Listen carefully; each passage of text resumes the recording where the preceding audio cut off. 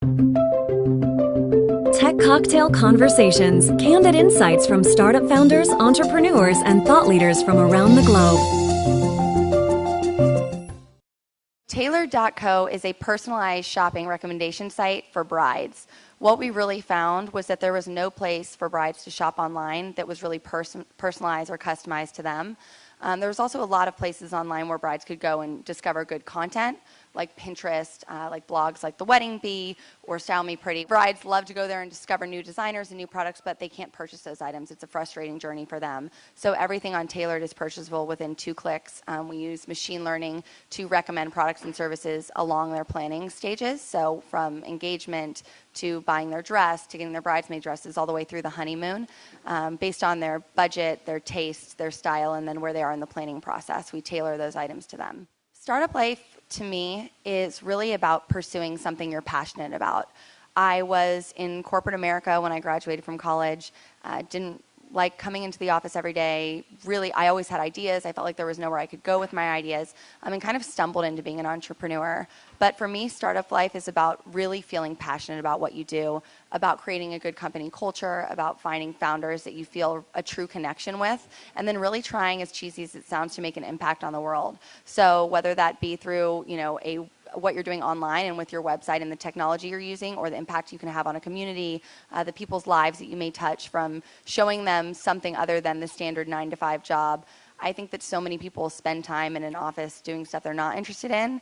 And I think that, when you're spending 40, 50, 60, for us, 80 plus hours a week doing something, that it should be something you really love and enjoy because it has such an impact on other parts of your life. There are a lot of challenges with being an entrepreneur. I would say that not giving up.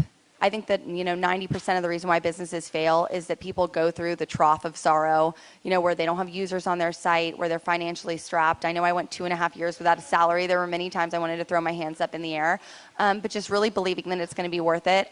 Also, I would say another challenge is just making sure that you are in the right place.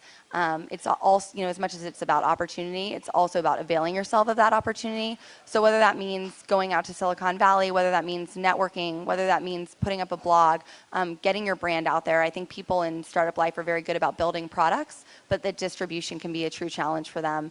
So I think, one of the challenges is making sure that you're building something that people also know about what you're building, because you can build a great product and then have no one coming to use it. I didn't account for how amazingly supportive the tech community and the startups were of each other. So when I came from Washington, D.C., and it was a very closed community in terms of tech from what I experienced. A lot of my friends didn't really understand why I was working around the clock for nothing, pouring my heart and soul into this company. Why don't you go get a marketing or a biz dev job somewhere else where you're getting, 6 figures, or, getting less work, having to work less. But I think that the biggest surprise for me has been this really supportive community of people in tech that all have, whether their businesses are completely different, the same vision that startups can really make an impact on the future of technology, on the future of America, on the world. And, I feel like I'm in a Miss America pageant here saying this, but I truly believe in the startup community, and I was very surprised by how supportive startups are of one another.